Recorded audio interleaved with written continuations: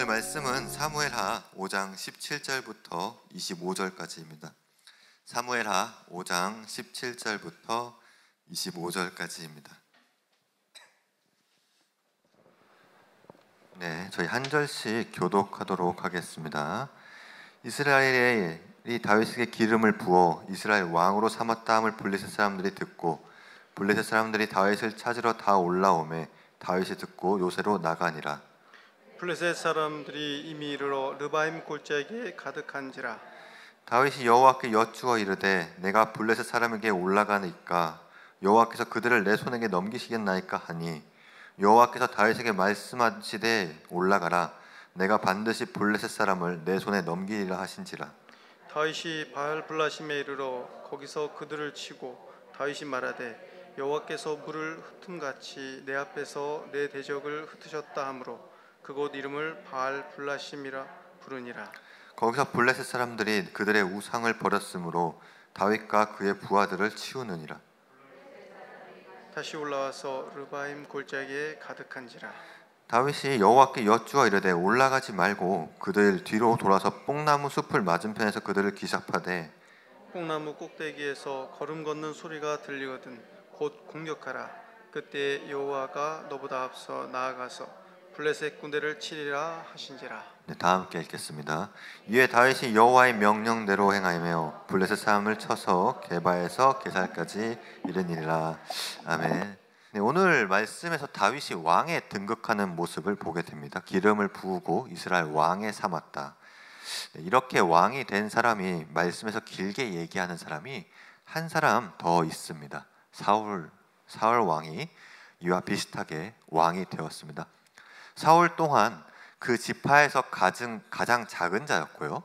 다윗 또한 이세의 아들 중에서 아들로 약간 취급받지 못하는 사람에 포함되어 있던 사람입니다. 어느 정도로 취급을 받지 못하였냐면 아버지를 찾아온 선지자가 찾아왔을 때 너희 아들 중에 왕이 될 사람이 있다라고 했을 때 부르지 않았던 게 다윗입니다. 다윗은 그 상황 속에서도 양을 치고 있었습니다. 그만큼 작게 여겼던 사람 두 명이 이스라엘 초대와 두 번째 왕이 되었던 것이지요.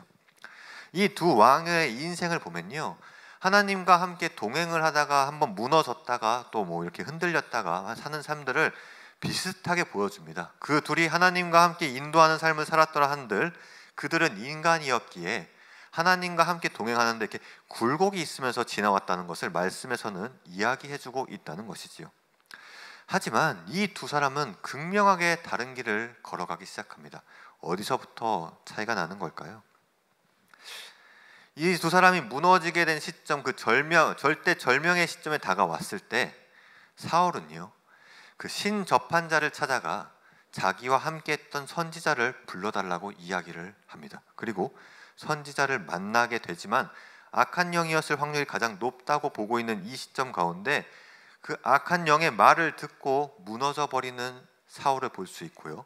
다윗은요, 그와 반대로 하나님과의 멀리하기 위해서 블레셋에게 자기가 투항하고 블레셋 사람으로 살아가려고 했던 그 순간에 블레셋에서 너가 이스라엘에서 우리를 죽인 사람이 몇 명인데 너희와 함께 싸울 수 없다. 너는 집으로 돌아가라라고 했었을 때 자기 집으로 돌아가 보니 자기 가족과 식구들 모두가 다 다른 곳에 붙잡혀가게 된 그 절대절명의 상황 속에서 하나님을 찾는 모습을 보이게 됩니다. 이렇게 우리의 삶 가운데서요, 절체절명의 순간 가운데 하나님을 찾을 수 있는 마음이 필요한다는 것입니다.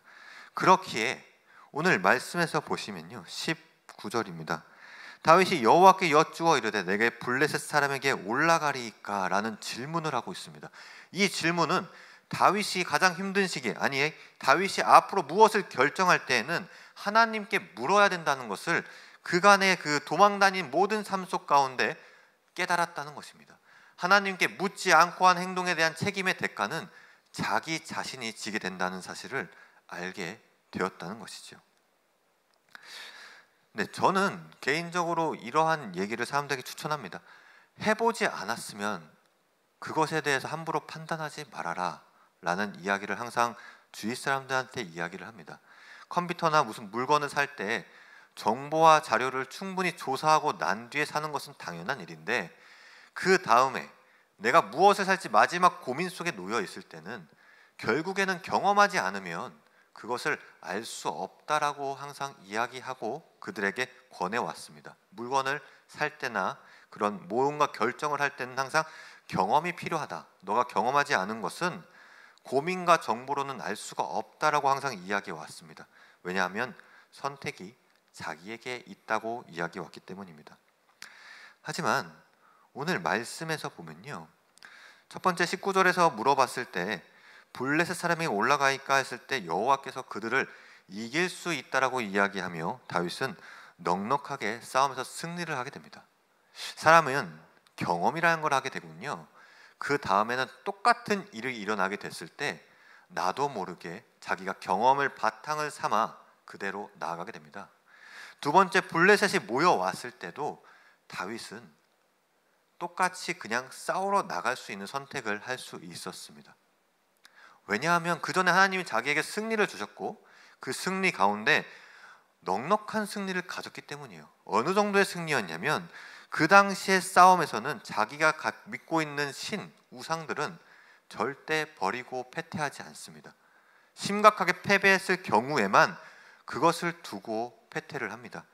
하지만 여기 20절 말씀을 보시게 되면 바알브라심을 이르러 그들을 치고 여호와께서 물을 흩음과 같이 내 앞에 대적을 흩으셨다 하므로 그것을 바알브라심이라 여겼다고 합니다.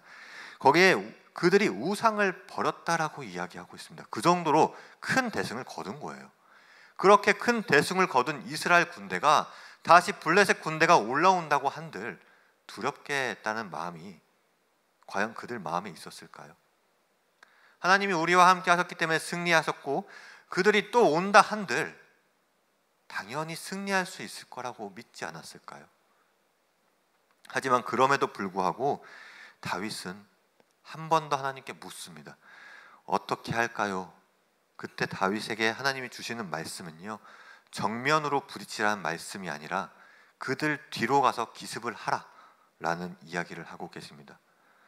사랑하는 새롬교회 성도님들, 지금은 그 어느 때보다 한치 앞을 보기 어려운 상황입니다. 어떻게 해야 될지도 무엇을 해야 될지도 판단과 구분을 설 수 없는 그러한 위기 가운데 우리가 서 있는 상황 속에 있습니다. 이 상황 속에서 우리는 그동안 수많은 사람들이 이야기했습니다. 과거는 미래에 앞서 볼 수 있는 예견된 일이고 그것을 통해 우리는 새로운 것을 발견하고 그것을 이겨내 나갈 수 있다라고 항상 이야기해 왔습니다. 하지만 지금은 과거의 그 어떠한 상황보다 위태로운 상황이고요. 어떻게 해야 될지 모르는 상황 속에서 다들 갈팡질팡하고 있는 상황 속에 있습니다. 이 가운데 저희가 1년 동안 하나님과 함께 동행함으로써 하나님께 기도함으로써 잘 이겨내고 잘 진행돼 왔다 한들 앞으로 진행될 일이 어떻게 진행될지 모르는 이 상황 가운데 우리가 해야 될 것은 하나님께 묻는 것입니다. 어느 지역에 있든 어디서 지금 일을 하고 계시든 내가 지금 어느 곳에 가야 하는 그 모든 상황 가운데 하나님께 지혜를 묻고 내가 무엇을 해야 될지를 물어봐야 하는 것입니다. 이와 비슷한 사례들이 몇 번이 있습니다. 모세 같은 경우도요. 제가 민수기 14장 1절부터 7절을 하나 읽어드리겠습니다. 온 회중이 소리 높여 부르짖으며 백성들이 밤새도록 통곡하였더라. 이스라엘 자손이 다 모세와 아론을 원망하며 온 회중이 그들에게 이르되 우리가 애굽 땅에서 죽었거나 이 광야에서 죽였으면 좋았을 것을 어찌하여 여호와가 우리를 그 땅으로 인도하여 칼에 쓰러지게 하려 하는가? 우리 처지가 사로잡히니 애굽으로 돌아가는 것이 낫지 아니하랴. 이에 서로 말하되 우리가 한 지휘관을 세우고 애굽으로 돌아가자 하매 모세와 아론이 이스라엘 온 회중 앞에서 엎드린지라. 그 땅을 점탕한 자 눈의 아들 여호수아와 여분네의 아들 갈렙이 자기 옷을 찢고 이스라엘 자손의 온 회중에게 말하여 이르되 우리가 두루 다니며 정탐한 땅은 심히 아름다운 땅이라. 이스라엘에서 출애굽한 1세대가 그 출애굽한 땅을 40일 동안 정탐을 하고 나서 그들이 10명 중에 8명이 이 땅은 정복할 수 없는 땅이라고 이야기하면서 했던 이야기입니다. 이들은요 하나님한테 묻지 않았어요.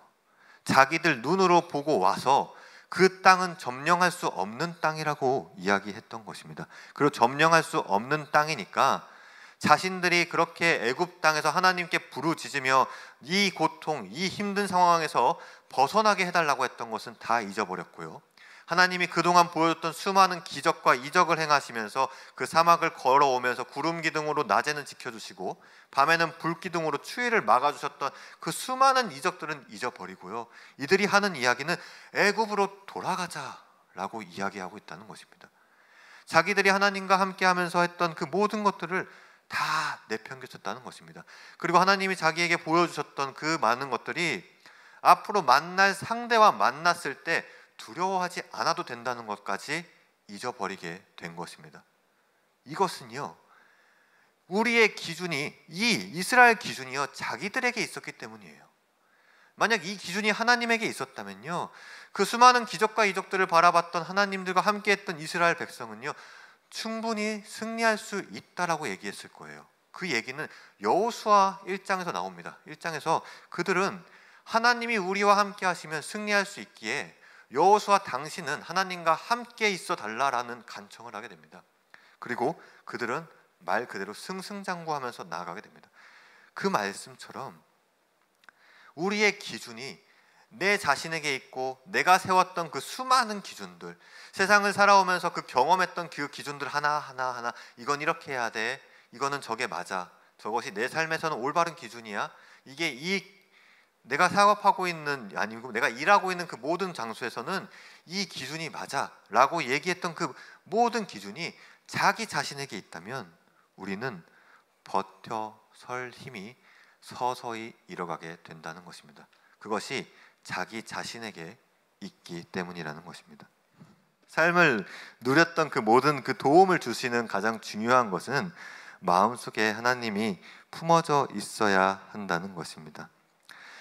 오늘 이 사울과 다윗을 가지고 두 분류로, 그리고 가장 낮은 자에서 가장 높은 자로 올라가게 하신 하나님의 역사하심을 바라봤을 때 우리의 삶에서는 사울 쪽에서 벗어나야 된다는 것입니다.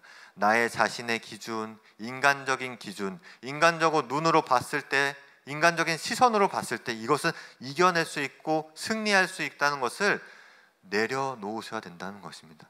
그 기준이 하나님에게 모두 돌아갔을 때, 그리고 그 기준 안에서 새롭게 나의 기준이 세워져 갈 때 우리는 이 세상 가운데서 넉넉히 승리할 수 있을 것을 믿습니다. 다시 한번 새롭게 모든 성도님들에게 묻겠습니다. 무엇이 기준이십니까? 사람이 있는, 사람의 시선이 있는, 사람의 생각이 자기 자신의 기준이신지, 아니면 하나님의 기준 아래서 새롭게 세워진 하나님의 뜻을 따라서 맞게 세워진 기준인지, 그것을 기억하며 무엇이 맞는지 생각하는 한 주가 되었으면 좋겠습니다.